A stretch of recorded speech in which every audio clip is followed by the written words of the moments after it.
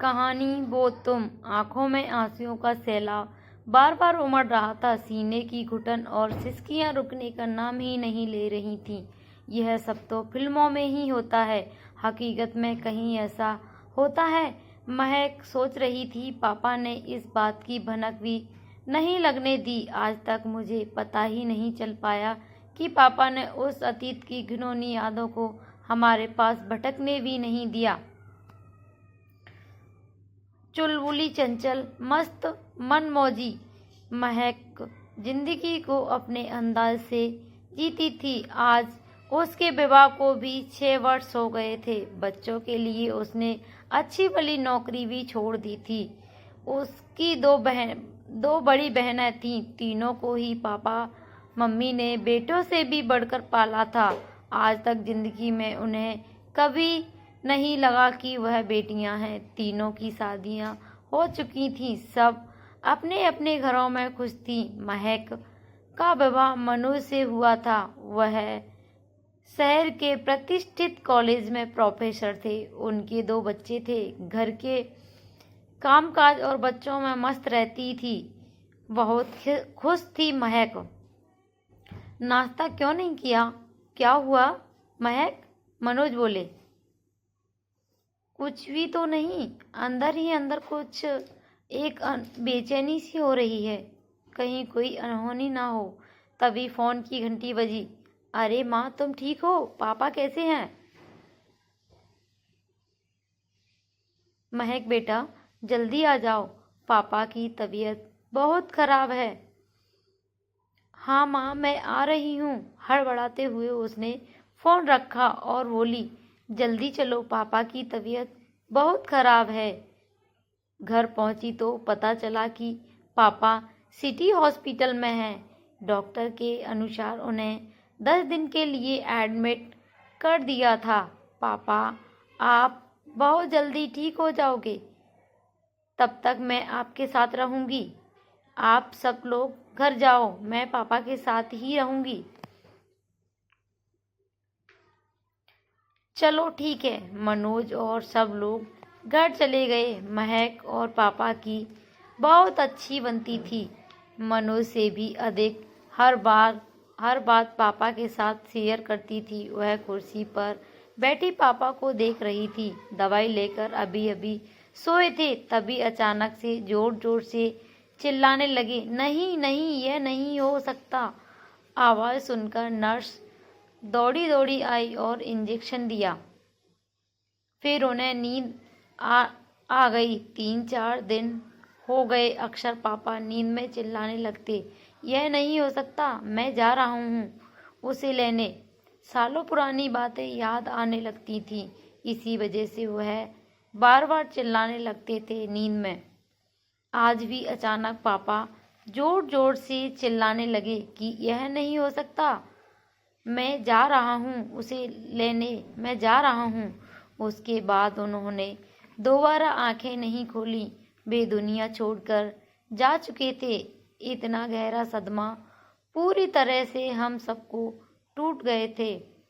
समय बीतता गया पर महक के दिमाग से एक बात नहीं जा रही थी कि पापा आखिरी वक्त पर किसके बारे में बात कर रहे थे। मनोज ने समझाया, महक, इतना मत सोचो, उनकी तबीयत ठीक नहीं थी। ऐसे में वह कुछ भी बोल देते थे। परेशान मत हो, ज़्यादा मत सोचो। अभी तो माँ भी कुछ बताने की हालत में नहीं थी। कौन थी वह? किसे लाने की बात कर रहे थे?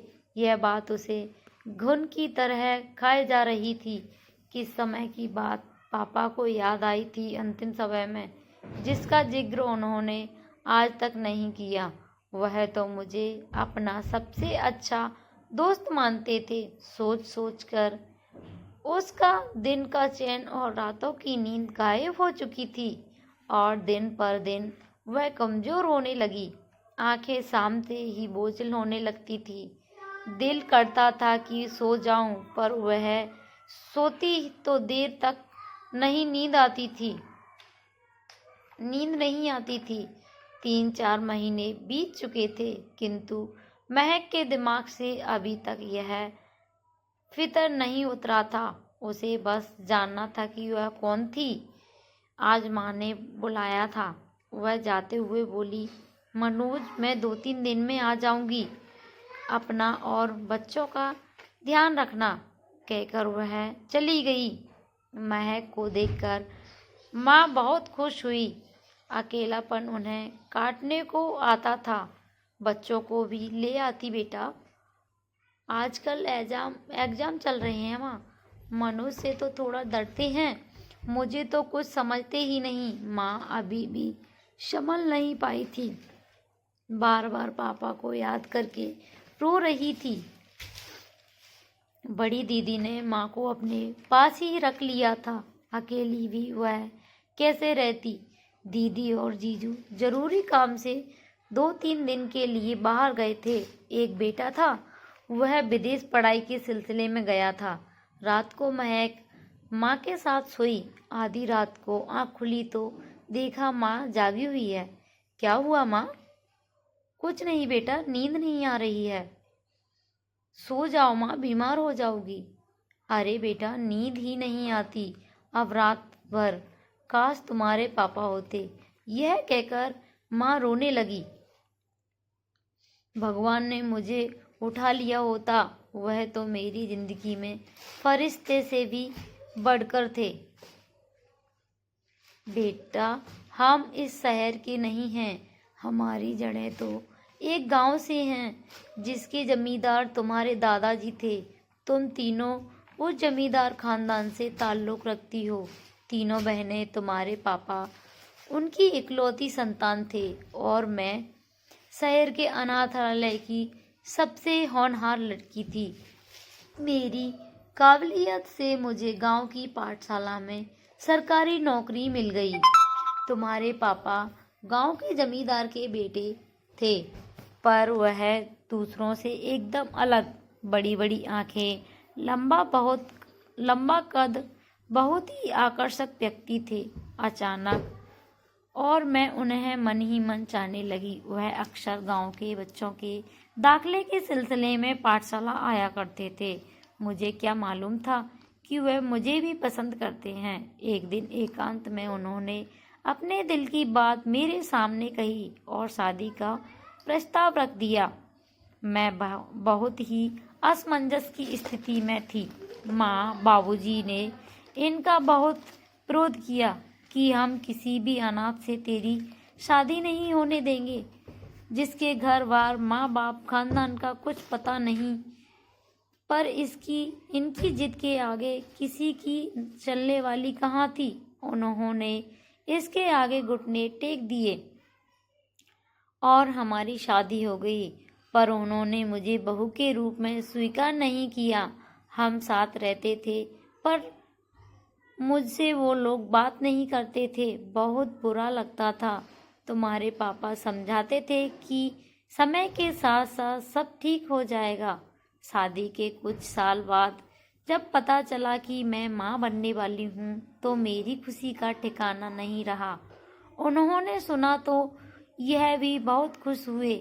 आने वाले मेहमान का इंतजार वह भी कर रहे थे। पाठशाला में लोगों ने बताया कि टीचर जी, जमींदार साहब ने जब सुना है कि आपके पाँव भारी हैं, तो पूरे गांव में आने वाले पोते की खुशी में लड्डू बंटवा दिए। मैं भीतर ही भीतर बहुत खुश थी। ठीक ही कहते हैं कि असल से भी प्यारा ब्याज होता है। अब वह घड़ी आई। दर्द के मारे मेरा बुरा हाल था। माँ और दाई मुझे लेकर गांव से दूर हमारा एक पुराना घर था, वहाँ ले गईं। वहाँ मैंने तुम्हारी बड़ी दीदी को जन्म दिया। मुझे घर पर ना पाकर तुम्हारे पापा समझ गए कि मैं वही हूँ, क्योंकि पुराने मकान में ही जच्चा और बच्चा रहा करते थे। यहीं पर सभी बच्चों को जन्म होता था। लड़की देखकर दाई माँ और माँ का मुंह उतर गया। लड़की हुई है सुनकर सारे गांव में मातम सा छा गया। सिर्फ तुम्हारे पापा बहुत खुश थे। 1-1.5 महीने के बाद जब मैं वापस घर आई तो माँ के ताने एक लड़के को भी जन्म नहीं दे सकी। बाबूजी पहले बेटे ने ही नाक कटवा दी। हमने दिल में पत्थर रख लिया और आप लोगों के सामने मुंह दिखाने के काबिल वही नहीं रहे। लड़की हुई है, कहाँ मुंह छुपाएंगे। समय का पहिया चलता रहा। अब बड़ी दीदी को 2 साल हो चुके थे। फिर से मैं माँ बनने वाली थी। तुम्हारे पापा ने सुना तो उनकी खुशी देखकर मैं भी बहुत प्रसन्न थी। एक दिन मैंने सुना बाबूजी माँ से कह रहे थे कि अगर आपकी बार लड़की हुई तो बेटे की दूसरी शादी करवा दूंगा। हमें भी तो बारिश चाहिए अपनी खानदानी विरासत संभालने के लिए। सुनकर मेरा कलेजा बाहर आ गया। कुछ दिनों बाद तेरी मजली दीदी का जन्म हुआ और घर में फिर से मातम अफसोस फैल गया। और तेरे पापा को तो उनकी बातों का कोई फर्क नहीं पड़ता था। उनके लिए लड़की लड़का दोनों ही समान थे। वह अक्सर कहते थे कि माँ, बाबूजी की बातों को दिल पर मत लेना, तुम्हें मुझ पर विश्वास है ना। अब वह चाहते थे कि हमारे और बच्चे ना हों। वे दोनों बेटियों को पढ़ा लिखा कर बहुत बड़ा बनाना चाहते थे, पर विधि को यह मंजूर नहीं था। अभी तेरी मजली दीदी को 6 महीने की भी नहीं हुई थी कि मेरे पांव भारी हो गए। अब कुछ समझ नहीं आया। उनके कई दोस्तों ने सलाह दी, अबॉर्शन करवा लो, पर उन्होंने करारा जवाब दिया, मैं जीव हत्या का पाप अपने सर पर नहीं ले सकता। ईश्वर की मर्जी है, मुझे माननी ही पड़ेगी। इनके हर अंदाज को मेरा नमन कहते कहते माँ जोर से रोने लगी। माँ, चलो सो जाओ, बहुत हुआ अब, मुझे नहीं सुनना, सो जाओ। बेटा, मैं अपनी बात पूरी किए बगैर सो नहीं सकती। अब कुछ दिन गुजरने लगे, मुझे देखकर लगता भी नहीं था कि मैं माँ बनने वाली हूँ। 7-8 महीने हो चुके थे, पूरी तरह पीली पड़ गई थी। तुम्हारे पापा ने स्कूल की नौकरी छुड़वा दी थी। कहते थे आराम करो। बड़ी दीदी 3 साल की थी, मजली अभी साल की भी नहीं हुई थी। दोनों छोटे थे। माँ बाबूजी लड़की समझकर दोनों की ओर देखते भी नहीं थे। जब देखो तब ताने देते थे, डूब के क्यों नहीं जाती तीनों चुल्लू भर पानी में। हमारे बेटे की जिंदगी नर्क बना दी। 8वां महीना चल रहा था। तुम्हारे पापा काम के सिलसिले में शहर से बाहर गए हुए थे। सुबह से ही शरीर भारी भारी लग रहा था। अचानक तबीयत बिगड़ने लगी तो मैंने माँ को कहा। माँ ने दाई माँ को बुलाया। दाई माँ ने कहा, लगता है कि कल तक बच्चे का जन्म हो जाए। मैंने कहा, अभी तो 8वां महीना शुरू हुए 2 दिन हुए हैं। वह बोली, कई बार कमजोरी की वजह से बच्चा जल्दी हो जाता है। और उसी पुराने घर में ले गए जहाँ बड़की दीदी और मजली दीदी हुई थी। मैं पूरी रात दर्द के मारे तड़पती रही। सहारा सिर्फ तुम्हारे पापा का था, वह भी शहर गए थे। सुबह पंछी चहचहाते और घंटियों की आवाज़ सुनाई दे रही थी। दर्द की इंतहा थी। अब तो मैं बार बार बेहोश भी हो रही थी। दाई माँ मुझे कहती, जोर लगा, बस जोर लगा दे, अब जल्दी हो जाएगा। अब मुझे हल्की सी बच्चे की चीख सुनाई दी। मुझे लगा जैसे बच्चा पैदा हो गया। कमजोरी के मारे ना तो मैं बोल सकती थी और ना ही शरीर को हिला डुला पा रही थी। सिर्फ धुंधला धुंधला दिख रहा था। मैंने सुना दाई माँ कह रही थी, यह तो बेहोश हो गई लड़की है, वह भी नीली पड़ी है, शायद यह बच नहीं पाएगी। क्या करना है मालकिन? तभी माँ की आवाज़ सुनाई दी। माँ बोली, देखो मटका पड़ा है, उसे तोड़ उसके नीचे वाले हिस्से में बच्ची को लपेट कर रख दे। यह तो देखने लायक भी नहीं है, पूरा बदन नीला पड़ा है, यह शायद जिंदा भी ना हो। इसे ले जाकर कब्रिस्तान में फेंका। मैं मुंह से कुछ भी नहीं बोल पा रही थी। मुझे यकीन नहीं था मुझे यकीन था कि बच्ची जिंदा है। मैंने कानों से उसकी हल्की सी चीख सुनी थी। 6-7 घंटे बीत गए थे। करीब शाम के 4 बजे तुम्हारे पापा आए। माँ और दाई। माँ से पूछा तो उन्होंने कहा मरी हुई लड़की पैदा हुई थी, उससे अब तक यहाँ रखने का क्या फ़ायदा। टूटे मटके में रखकर उसे कब्रिस्तान छोड़ आई हूँ। देखने लायक ही नहीं थी। माँ बोली, चलो तुम्हारे सर से बला टली। यह सुनकर पापा की समझ में कुछ नहीं आया।